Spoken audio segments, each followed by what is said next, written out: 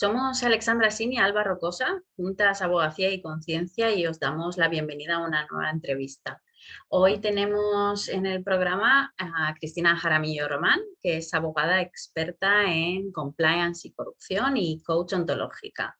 Se dedica a investigar y a enseñar inteligencia emocional aplicada al derecho con el objetivo de desarrollar equipos de abogados más humanos, más cercanos al cliente y, por tanto, abogados con mayor bienestar personal y profesional. Y Cristina también ha escrito un libro que os recomendamos muchísimo porque nos encantó, que se llama La inteligencia que le falta al derecho, en el que bueno, enseña a combinar los conocimientos racionales con la emocionalidad en el día a día del abogado, explicando pues, esos conceptos de inteligencia emocional en relación con el derecho. Y nosotras conocimos a Cristina en el curso de coaching jurídico que Alba y yo hicimos el año pasado. Y nos impactó tantísimo la pasión con la que transmite las enseñanzas que estamos encantadísima de tenerla aquí con nosotras. Bienvenida, Cristina. Gracias, muchas gracias Alexandra por esa presentación. Yo también estoy muy emocionada de estar aquí. Muchas gracias también Alba. Muy contenta y les saludo a todos para poder compartirles lo poco que sé sobre las emociones. Bueno, lo poco y lo mucho. Es verdad que ya lo vais a ver. Cristina, eres muy especial y transmites mucha emoción contando el mundo de las emociones. Así que vamos con la primera pregunta que siempre hacemos a las personas que traemos aquí y es ¿por qué decidiste estudiar Derecho? ¿Y qué es lo que te llevó, ya estando en el mundo del derecho, a investigar sobre las emociones? Bueno, estudié Derecho porque era lo que más conocía. Mucha gente estudia Derecho porque vio alguna injusticia y quería luchar por la justicia. Bueno, por diversas razones. Yo era porque era lo que más conocía. A los 18 años uno no conoce el mundo. Mi papá es abogado, mi abuelo era abogado, mi bisabuelo era abogado. De alguna manera sentía que lo tenía en mi ADN y que era lo que tenía que ser. Honestamente, me encantaban las matemáticas y la química, pero no sabía qué hacer con eso. Y no me encantaba tanto leer, ni la historia, ni las materias sociales, pero bueno, entré a estudiar Derecho y la verdad es que lo disfruté muchísimo. Me encantó la carrera, me encantó aprender de Derecho y hoy por hoy agradezco haber escogido esta carrera tan versátil porque cuando estudias leyes, cuando eres abogada, puedes hacer un montón de cosas. Imagínate que hasta puedes hablar de emociones y realmente estoy muy contenta por la decisión que tomé. De todos modos, si bien me encantó la carrera, sí fue esa una de las razones por las cuales luego empecé a darme cuenta de estas falencias emocionales que tenía, porque la carrera es extremadamente racional, muy enfocada en el deber ser, muy enfocada en este mundo dual de lo legal y lo ilegal, lo justo y lo injusto, lo cual a veces deja de visualizar la parte intermedia, toda la zona gris en la que realmente vivimos, del ser. Y bueno, cuando empecé a trabajar en una empresa en la que trabajé por 14 años. Yo juraba que me iba a ir excelente porque fui una súper buena alumna, sabía muy bien las normas, sabía el derecho, conocía el deber ser. Y la verdad es que me di contra la pared más de una vez. Por muchos años trataba de imponer mi deber ser, por muchos años no me di cuenta de que ese desconocimiento emocional y ese no reconocer mis emociones y las de los demás me estaba afectando. Me costaba mucho escuchar a los demás. Miento, no es que me costaba escuchar a los demás, no me interesaba escuchar a los demás, porque como trabajaba en una empresa y yo era la única abogada, los de marketing, los comerciales, los de contabilidad, según yo, todos estaban equivocados. Entonces, en realidad no me interesaba escuchar a los demás, porque juraba que lo que yo había aprendido era lo que teníamos que hacer. Y bueno, esto me llevó al inicio a sentirme frustrada con mi profesión y con mi trabajo, ¿no? ¿Qué es lo que está pasando? O sea, y afortunadamente la empresa en la que trabajaba tenía procesos de coaching, ahí hice mi primer proceso de coaching. Además fui mamá algunos años después y el ser mamá despertó un montón de emociones. Esto unido con los procesos de coaching que me ayudaron a ver que yo conocía un mundo chiquitito que era el derecho y el deber ser, pero que había un mundo gigante en relación al conocimiento y en relación a las emociones y en relación a la conciencia y al cuerpo y un montón de temas que no estaba conociendo y que el no conocerlos estaba impactando en mi capacidad de ser mejor abogada. Y cuando empiezo a descubrir estas habilidades, empiezo a ponerles en práctica ejercicios tan sencillos como la escucha, que otra vez, al principio era como que, a ver, voy a tratar de escucharles, sé que no hablan mi mismo idioma, sé que me va a costar, pero simplemente empezar a escuchar y darte cuenta que hay un mundo gigante, que entendiendo el verdadero dolor del otro, puedes ayudarle a encontrar una mejor solución con la herramienta del derecho que tienes, pero partiendo siempre del dolor del cliente interno, partiendo siempre de ese problema que te trae, no partiendo desde el, ya sé lo que tienes, yo tengo aquí la solución, que era lo que yo usualmente hacía. Y muchas habilidades que me ayudaron a bajar mi ego, a bajar esta necesidad de verme yo aquí, la súper abogada, habilidades que me ayudaron a colaborar más, a trabajar mejor en equipo, a conseguir mejores soluciones. Y bueno, que a la final no solo siento que pude ser una mejor abogada en la empresa en la que trabajaba, sino que lo disfruté mucho más. Entonces, ese fue un poco el camino. Qué bueno, qué bueno. Y bueno, ya lo adelantaste un poquito, pero sí que es verdad que emociones y derecho, emociones y abogados, a algunos todavía pues, les parece difícil incluirlo en la misma frase, ¿no? Y tú, Cristina, defiendes que la verdadera esencia del derecho no puede comprenderse solo de la razón, desde la racionalidad, sino que necesitamos la emoción para comprenderla. ¿Cómo explicas eso con un poquito más de detalle? ¿Qué rol tienen las emociones en el derecho?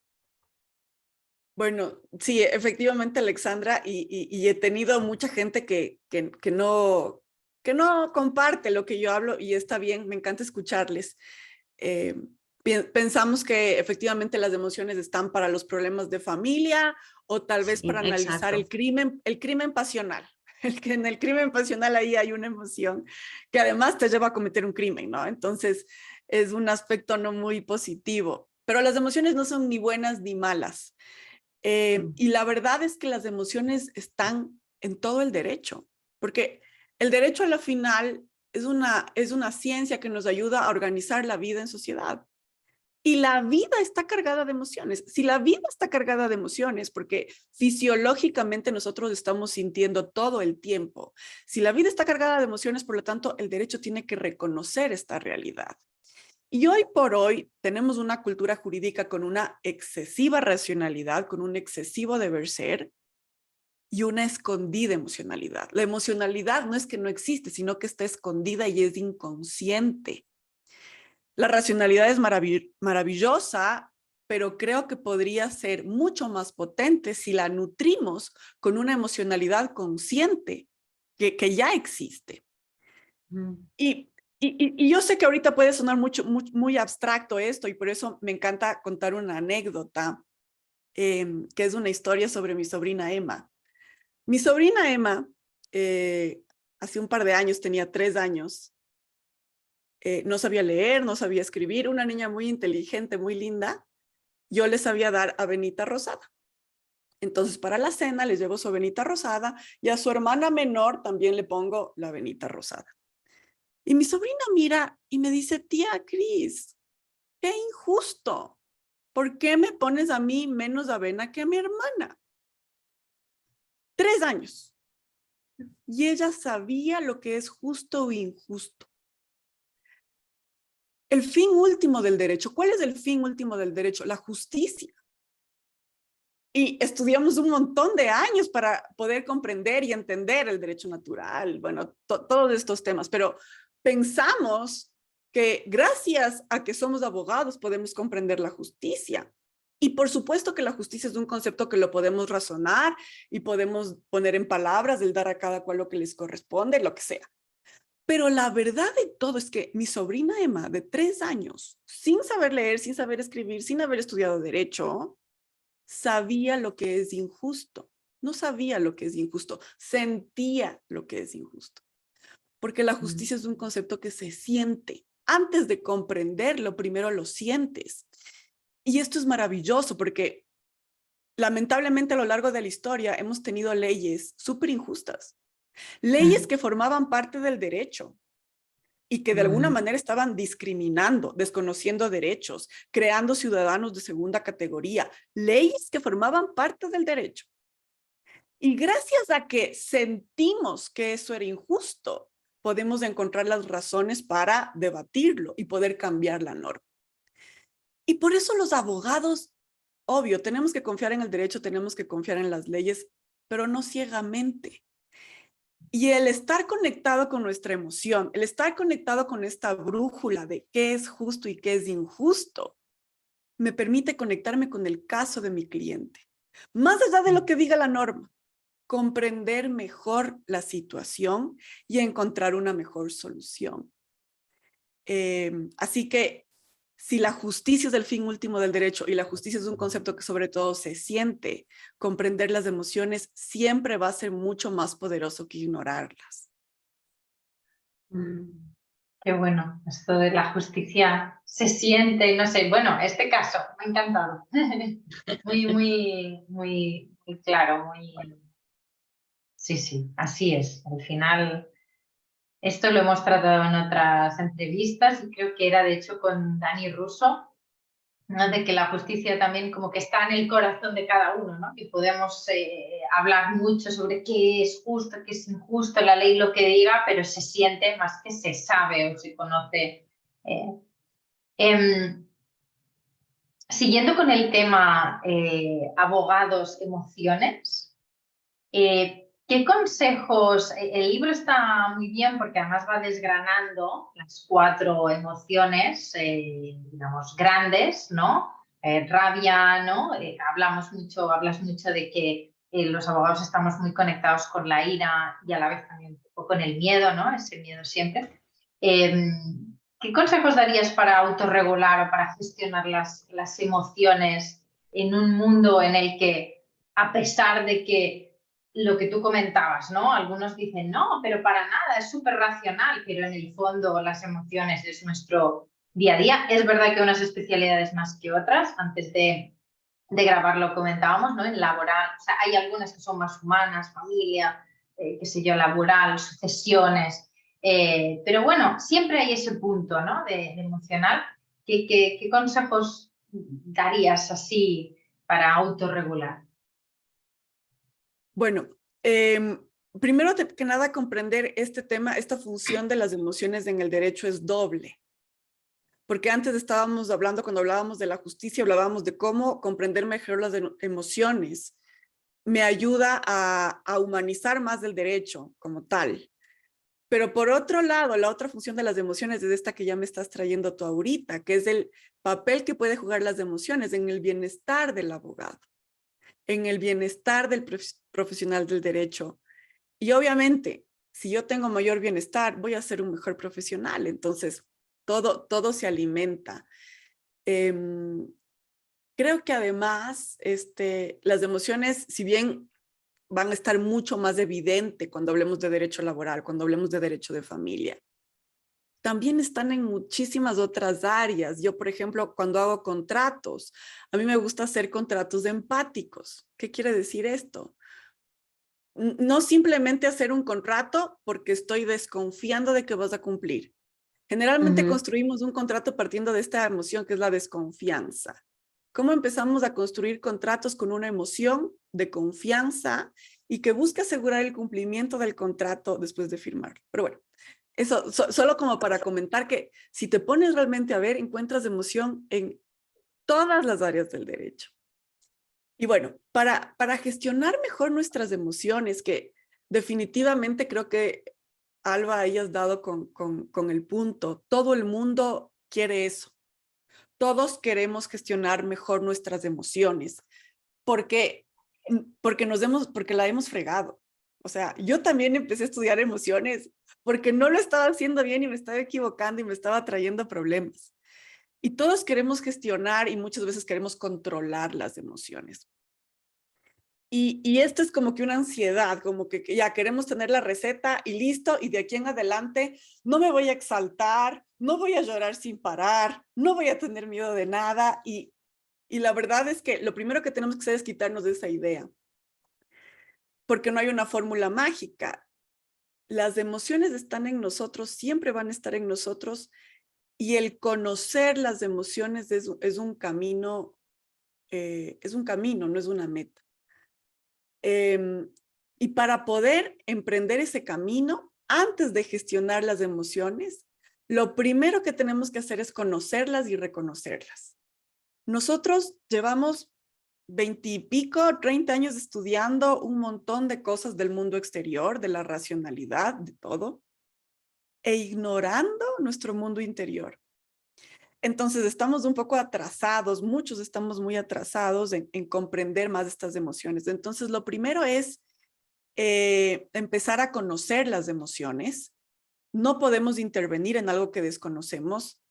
Es importante darme cuenta qué es lo que estoy sintiendo. Tengo un estímulo, una injusticia, ¿qué es lo que estoy sintiendo? Siento ira, cómo se pone mi cuerpo, qué es lo que me está pasando. Y una vez que puedo identificar la emoción, trato de no juzgarla, porque generalmente es, ay, me siento incómoda, esto es malo, no quiero tener miedo, no quiero tener iras. Y ahí estamos bloqueando el conocimiento. Primero tenemos que reconocer la emoción, ver por qué se despertó, ver qué mensaje me quiere traer y desde el mensaje que me trae la emoción tratar de comprender cómo puedo gestionarla de mejor manera. En mi libro, como bien dices, yo hablo de la ira, del miedo, de la tristeza y la alegría, que son las emociones más utilizadas, las más sentidas. Y ahí tú te puedes dar cuenta, ok, estoy con mucho miedo. Tengo mucho miedo, mañana tengo esta audiencia y tengo mucho miedo. Ok, el miedo es la emoción que te trae un mensaje de que existe una amenaza y que no tienes los recursos para enfrentar esa amenaza. Ahí está justificado el miedo, porque las emociones nos sirven para sobrevivir. No sé si tengamos tiempo algún rato, pero en realidad esa es la función principal de las emociones, ayudarme a sobrevivir. Bueno. Y las emociones y mi cerebro, que no ha evolucionado tanto como el mundo exterior, que ha evolucionado un montón, no se da cuenta que yo intervenir frente a un juez en una audiencia no es lo mismo que toparme con una fiera en la selva. Él cree que es una amenaza real y que mi vida está en peligro. Entonces, por eso a veces puedo tener un miedo súper alto. Pero cuando yo me doy cuenta, ok, este miedo me quiere ayudar a sobrevivir, la audiencia no es una situación de vida o muerte, ya, empiezo a bajarle. Segundo, la amenaza, ¿cuál es la amenaza? Que no me acuerde lo que tengo que decir, que ese rato me ponga en blanco. Ok, ¿qué recursos tengo para enfrentar esta amenaza? Ah, voy a repasar el caso, voy a leer bien, voy a estar enterada. Ok, ya, listos los recursos, la amenaza se achica y el miedo se va. Pero esto lo consigo cuando conozco mis emociones, cuando conozco el mensaje de la emoción y cuando tengo esta capacidad de conversar conmigo mismo, a veces de escribir, a veces conversar con alguien que te ayude a hacerte estas preguntas. En mi libro pongo varias preguntas que me pueden ayudar a comprender mejor mi emoción. Y poco a poco voy gestionando mejor mis emociones. Y siempre seguiremos aprendiendo, ¿no? Digamos, no reaccionar, ¿no? Que dicen actuar o no reaccionar, porque me enfado y pego un grito. Simplemente darme cuenta de lo que está ocurriendo para... Sí, y por eso no vamos a tratar de gestionar las emociones con ese exabrupto emocional. A veces confundimos emoción con exabrupto emocional, que es la vez que ya la perdí, ya cuando grité, ya cuando pateé, ya cuando hice la pataleta, ya es el exabrupto. Y es como querer montar caballo y escoger el caballo más salvaje. No.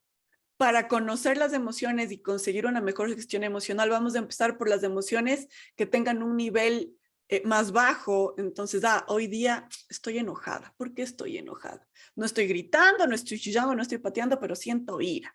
Voy a tratar de comprender mi ira.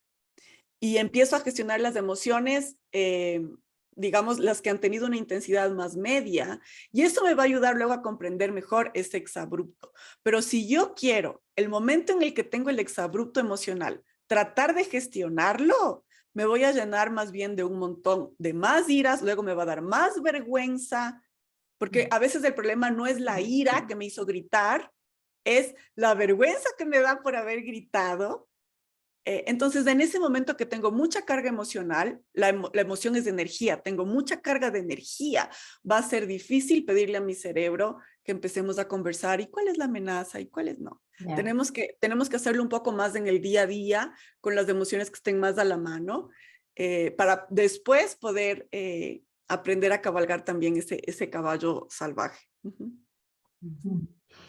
Muchas gracias, Cristina, por desgranarlo tanto, ¿no? Y por enseñarnos un poquito por dónde poder empezar, ¿no? Este camino que a veces se nos puede hacer un poco abrumador. Y lo estábamos comentando antes. Tú dabas clases en la universidad, ¿no? Sobre emociones. ¿Nos puedes contar un poquito? Sí, bueno, estuve dando clases de inteligencia emocional para el ejercicio del derecho en la carrera de Derecho en la Universidad de Hemisferios. Bueno, fue una experiencia lindísima porque empiezas a explicarles temas a los alumnos, temas que son de nuestro día a día. Muchos de ellos todavía no son abogados, no habían tenido trabajo, pero las emociones es algo que siempre está en ellos. Entonces, el empezar a darse cuenta qué es lo que me da iras, qué es lo que me da miedo, qué es lo que me da alegría, empezar a conectarte con eso, es algo muy, muy poderoso. Y es empezar a sembrar estas semillas en las facultades de Derecho para incluir nuevos conocimientos y nuevas habilidades socioemocionales que nos permitan enfrentar los nuevos retos que tenemos. A ver, venimos de una época en la que vamos a estar rodeados de inteligencia artificial. Y esto no es ni bueno ni malo, simplemente es una realidad. Y si la inteligencia artificial va a elaborar muchas de las actividades cotidianas o rutinarias que hacíamos nosotros como abogadas y abogados, la parte que no vamos a poder delegar es el trato con las personas. Y es ahí donde nosotros podemos tener un mayor impacto, si tenemos las habilidades socioemocionales para poder manejar esa relación. ¿El abogado necesita saber el derecho? Por supuesto que sí. Pero el abogado también necesita construir relaciones de confianza basados en la escucha activa y en la empatía hacia el cliente. Y estas son las tres cositas que comprender tus emociones te puede ayudar a cultivar. Y estas son tres cosas que deberíamos empezar a aprender todos los abogados, que las facultades de Derecho deberían empezar a enseñar. En las maestrías también, porque muchas veces ya estudiaste Derecho, luego ya practicaste, ya sabes un poco cómo funciona, dónde están las falencias. Entonces, en las maestrías y en las especializaciones, comprender mejor cómo construir relaciones de confianza con el cliente te va a ayudar a potenciar el ejercicio del derecho. Estupendo, sí. La verdad que es todo un camino. Y ya para ir cerrando, siempre solemos preguntar si hay algún consejo o aprendizaje vital que quieras compartir con nuestros oyentes, ¿no? Algo que te haya ayudado más en tu trayectoria, ya sea personal o profesional, y que digas, pues mira, esto es lo central, ¿no? Bueno, mira, dicen que de todo un poco lo que he estudiado sobre las emociones, hay autores que te dicen que a la final solo hay dos emociones gigantes que llevan nuestra vida. Y la una es el miedo y la otra es el amor. Y muchas veces vivimos desde el miedo. Miedo y miedos imaginarios y miedos reales, ¿no? Hay miedos a las situaciones políticas que vivimos en nuestros países, es real. Miedo a la situación global que vive el mundo es real. Pero también tenemos muchos miedos imaginarios, ¿no? El miedo al que dirán, el miedo a que no me quieran, miedo a no ser suficiente, miedo a hacer el papelón, todos estos miedos que son energía que se convierte en realidad y que se convierte en nuestro día a día. Y la cura al miedo no es decir no tengo miedo, no tengo miedo, no tengo, eso no funciona. Si yo te digo, piensa en un elefante rosado, no pienses en un elefante rosado, no pienses en un elefante rosado. ¿En qué vas a pensar? En un elefante rosado. Entonces, la cura del miedo no es decir no tengas miedo. La cura del miedo es del amor. Y el amor es esta energía gigante que tiene que empezar por uno mismo. Y un poco lo que he venido trabajando muchísimo en mí en estos años es el amor a mí misma, a diferencia de lo que era mi ego. El ego se alimenta de lo que dicen los demás, de que me quieran, de que me acepten, X. Yo me voy a poner a hablar de emociones y me van a criticar. El amor propio es, ok, puedes estar en desacuerdo conmigo, no importa porque yo me quiero. Ok, no te gusta mi blusa, no importa, a mí me gusta y como me quiero está bien. Y cuando estoy menos pendiente del que dirán, menos, porque hay que vivir en sociedad un poquito también, pero me enfoco en quererme a mí misma, pasan un montón de cosas. Porque cuando me quiero a mí misma empiezo a autocuidarme. Y si tengo un mayor autocuidado, manejo mejor el estrés. Cuando me quiero a mí misma significa también conectarme con estas tres cositas que les decía antes, ¿no? Primero me escucho, escribo mucho, cuando necesito hago terapia, porque trato de escucharme, qué es lo que me está pasando, qué me preocupa. Al mismo tiempo, qué me entusiasma, ok, ¿qué voy a hacer con este libro? ¿Qué tipo de charlas quiero hacer? Me escucho mucho. Segundo, tengo mucha empatía conmigo, porque a veces no tenemos empatía con uno mismo, es, uy, qué vergüenza, Cristina, ¿cómo dijiste eso? ¡Qué horror! Y empezamos a hacer, a azotarnos. Ay, Taladrar. ¿cómo le dijiste eso al cliente? Diosito santo, ¿cómo no respondiste ese mail? Una semana te olvidaste de responder ese mail. No, el amor propio empieza también por ser empático con uno mismo. Ok, te equivocaste, vamos a corregirlo. No te preocupes, todo va a estar bien. Empatía. Y luego la confianza. Empiezas a confiar en ti misma.